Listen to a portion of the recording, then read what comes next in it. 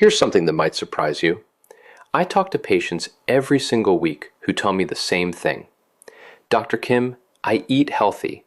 I've cut out fast food, I watch my sugar, I even take my supplements every morning. So why does my knee still throb every time I stand up?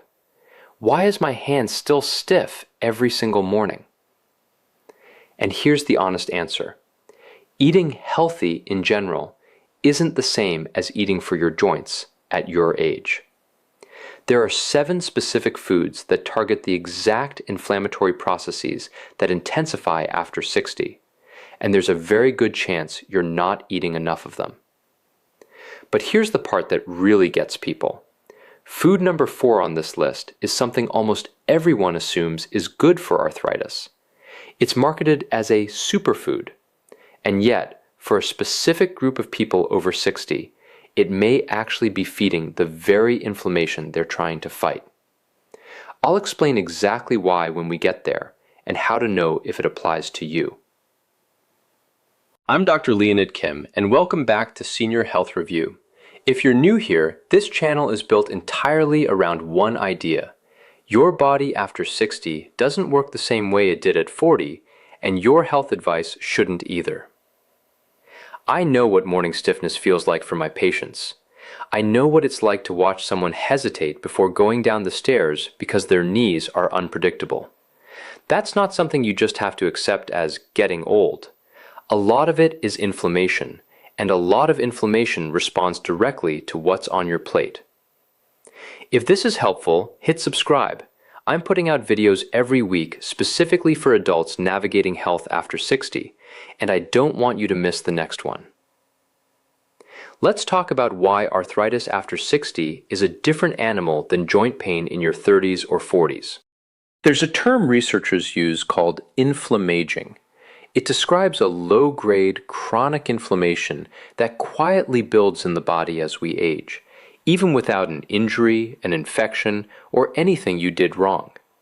It's driven largely by 2 inflammatory messengers called cytokines, IL-6 and TNF-alpha. As we get older, our bodies tend to produce more of these, and we get less efficient at shutting the inflammatory response back off. Think of inflammation like a smoke alarm. In your 30s, that alarm turns on when there's an actual fire, an injury, an infection, and then it turns off. After 60, for a lot of people, that alarm starts going off even when there's no fire, and it doesn't fully shut off. That constant low-grade signal wears down cartilage, stiffens joints, and makes normal daily movement more painful over time. At the same time, your body's natural ability to repair cartilage slows down. You're producing less collagen. You're losing muscle mass, which changes the mechanical load on your joints. So you're dealing with more inflammatory triggers and less repair capacity at the same time.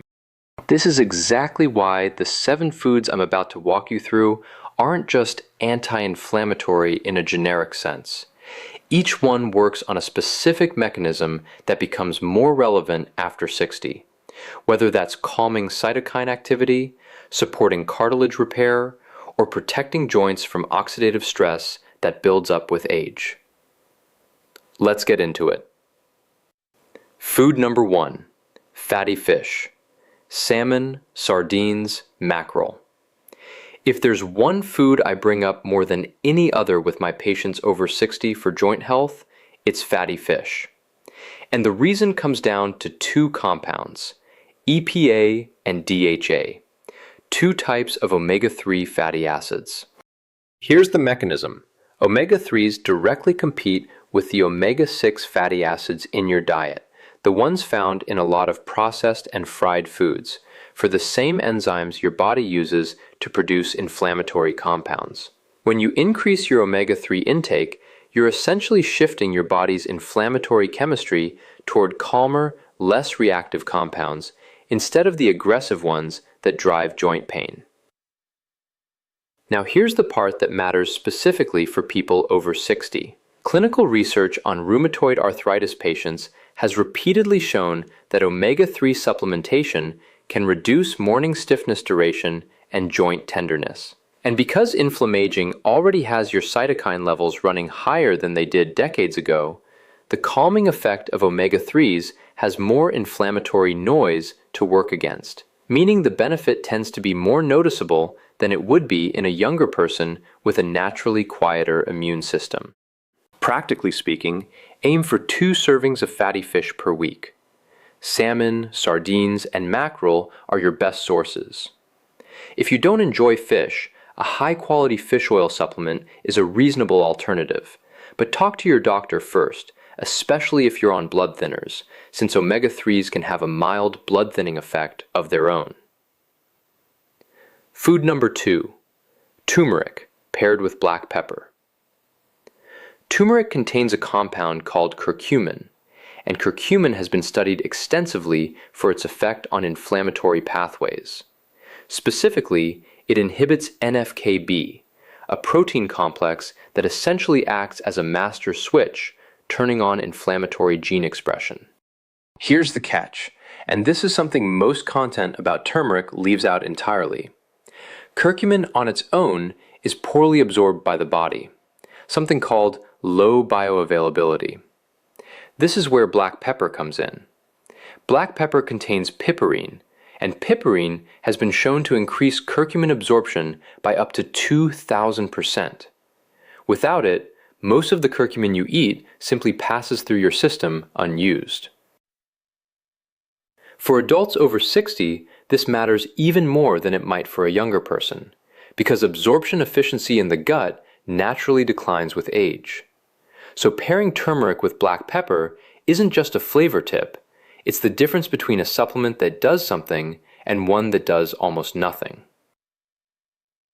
Practical tip: add turmeric to dishes cooked with a bit of healthy fat, like olive oil, along with a pinch of black pepper. If you prefer supplements, look for a curcumin product that specifically lists piperine or bioperine in the ingredients. Food number 3, tart cherries. Tart cherries, different from the sweet dessert cherries, are rich in compounds called anthocyanins, which give them their deep red color and also happen to have strong antioxidant and anti-inflammatory properties. What makes tart cherries particularly relevant after 60 is their effect on uric acid. Elevated uric acid is a major driver of gout, a painful inflammatory form of arthritis that becomes significantly more common with age, especially in men over 60. Several clinical studies have found that tart cherry juice can meaningfully reduce uric acid levels and lower the frequency of gout flare-ups. Beyond gout specifically, the anthocyanins in tart cherries also help calm general joint inflammation by neutralizing free radicals, unstable molecules that accumulate with age and damage joint tissue over time, a process called oxidative stress. A practical approach: about 1 cup of tart cherry juice daily, or a handful of tart cherries if you can find them fresh or frozen. If you're managing blood sugar, go with the whole fruit or an unsweetened juice rather than a sweetened version. Now, remember what I mentioned at the beginning? This is that moment. Food number 4, cruciferous vegetables. Broccoli, Brussels sprouts, cauliflower, kale. For most people, these vegetables are outstanding for inflammation. They contain a compound called sulforaphane, which activates a pathway in your body called NRF2. Think of it as your body's internal antioxidant defense switch. Sulforaphane has been shown to reduce cartilage-destroying enzymes and calm inflammatory signaling at a cellular level. For the vast majority of people over 60, this makes cruciferous vegetables one of the single best food groups for long-term joint health. But here's the nuance that almost never gets talked about.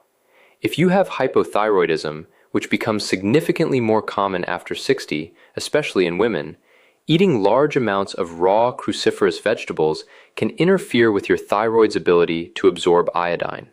And an underactive thyroid can itself worsen systemic inflammation and joint stiffness, sometimes mimicking or intensifying arthritis symptoms. So this isn't a food to avoid, it's a food to prepare correctly. Lightly cooking or steaming cruciferous vegetables deactivates the specific compound responsible for the thyroid interference while largely preserving the beneficial sulforaphane. If you have a known thyroid condition, this one adjustment matters more than almost anything else on this list. If you're finding this useful so far, I'd genuinely appreciate it if you hit that like button. It helps this video reach more people who are dealing with the exact same joint pain you might be experiencing right now. And stick around because food number 5 works through a mechanism that's actually been compared directly to a common over-the-counter pain medication. Food number 5, extra virgin olive oil. Extra virgin olive oil contains a compound called oleocanthal, and this one genuinely surprises people. Oleocanthal has been shown to inhibit the same inflammatory enzymes, COX-1 and COX-2, that ibuprofen targets. Researchers have actually compared the anti-inflammatory potency of oleocanthal to low-dose ibuprofen, though through food, not a drug, and at a much gentler intensity. For adults over 60, this matters for a very practical reason. Long-term use of NSAIDs like ibuprofen carries real risks: stomach irritation, kidney strain, and increased cardiovascular risk with prolonged use. Getting a natural, food-based anti-inflammatory effect from olive oil doesn't replace medication when you need it, but it can reduce how much you rely on it day to day, and it comes without those same risks. The key is quality. Not all olive oil is created equal. Oleocanthal content is highest in fresh, high-quality, extra virgin olive oil. Aim for 1 to 2 tablespoons daily, used in cooking or as a salad dressing, and store it away from heat and light to preserve its potency. Food number 6, ginger. Ginger contains gingerol, a compound with well-documented anti-inflammatory and pain-relieving properties.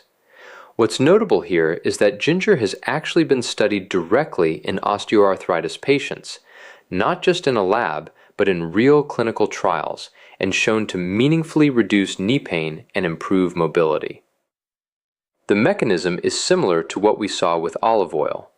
Gingerol inhibits some of the same inflammatory pathways involved in prostaglandin production, which is part of why ginger has that recognizable pain-relieving effect, similar in principle to how NSAIDs work, but through a food-based compound. A practical way to use this: fresh ginger tea steeped for 10 minutes, once or twice daily. Or add fresh grated ginger to stir-fries, soups, or smoothies. Aim for about 1 to 2 grams of fresh ginger a day. That's roughly a 1-inch piece.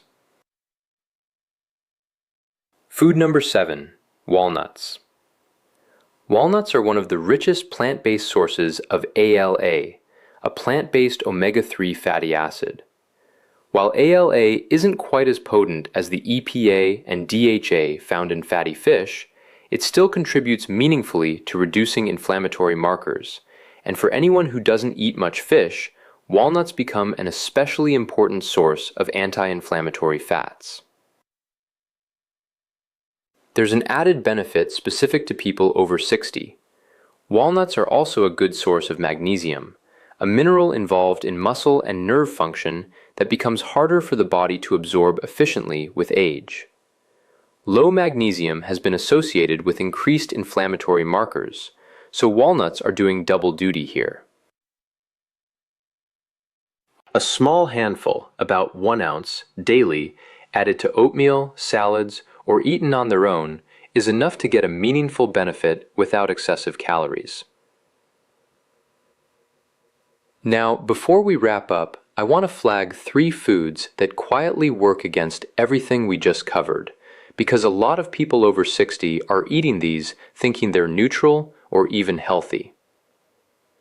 First, refined vegetable and seed oils, things like corn oil and soybean oil, common in packaged and fried foods.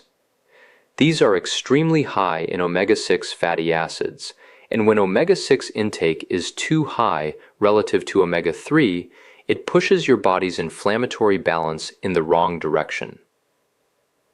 Second, added sugars, especially hidden ones, in sauces, flavored yogurts, and healthy granola bars. Sugar spikes can trigger the release of inflammatory cytokines, the very same ones we talked about earlier with inflammaging. Third, processed and deli meats. These are typically high in advanced glycation end products, or AGEs, compounds that form during high heat processing and accumulate in joint tissue over time, accelerating cartilage breakdown. I'll be covering each of these in much more depth in an upcoming video, so keep an eye out for that. Here's what I want you to take away from all of this. You don't need to overhaul your entire diet overnight. Start with 3 simple steps. 1. Add fatty fish to your week twice or start a daily fish oil supplement after talking to your doctor. 2. Start your mornings with warm water, fresh ginger, and a pinch of turmeric with black pepper. It's a small habit, but it consistently adds up. 3. Switch your primary cooking oil to extra virgin olive oil and keep a handful of walnuts nearby as your go-to snack. Small, consistent changes like these are what actually move the needle over months, not a single perfect meal. Joint pain after 60 isn't something you simply have to accept. Understanding what's actually happening in your body and feeding it accordingly makes a real difference over time. If this video helped you, hit like and leave a comment letting me know which of these 7 foods you're already eating and which one you're going to try first. And subscribe to Senior Health Review because next week I'm covering 3 early warning signs that your arthritis may be getting worse. Signs most people miss until it's too late. Take care of those joints. I'll see you in the next one.